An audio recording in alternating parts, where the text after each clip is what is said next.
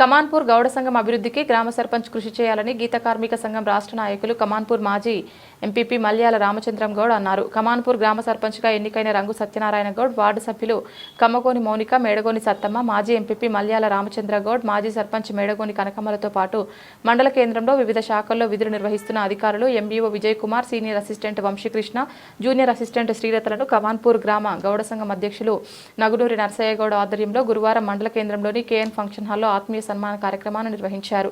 ఈ సందర్భంగా సర్పంచ్ సత్యనారాయణ గౌడ్ మాట్లాడుతూ గౌడ సంఘం సమస్యలను రాష్ట్ర మంత్రి దుద్దిల శ్రీధర్ బాబు అండదండలతో అభివృద్ధికి కృషి చేస్తానని అన్నారు. ఈ కార్యక్రమంలో గౌడ సంఘం సభ్యులతో పాటు గౌడ కులస్తులను అధిక సంఖ్యలో పాల్గొన్నారు.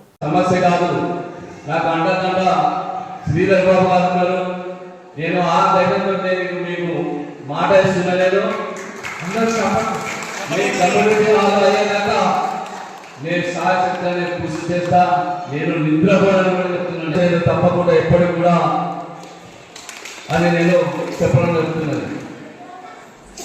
నేను ఈరోజు ఇక్కడ ఎంపీపీతో వారి తర్వాత మేడమని కనకమ్మ రాజన్న గారు సర్పంచ్ గెలిచి వారు కూడా ఒక స్తంభంలాగా నిలబెట్టారు.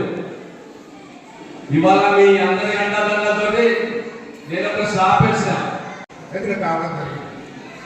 అదేవిధంగా 22 సంవత్సరాల తర్వాత మళ్ళా రంగు సత్యనారాయణ గౌడ్ గారు సర్పంచ్ గెలవడం జరిగింది.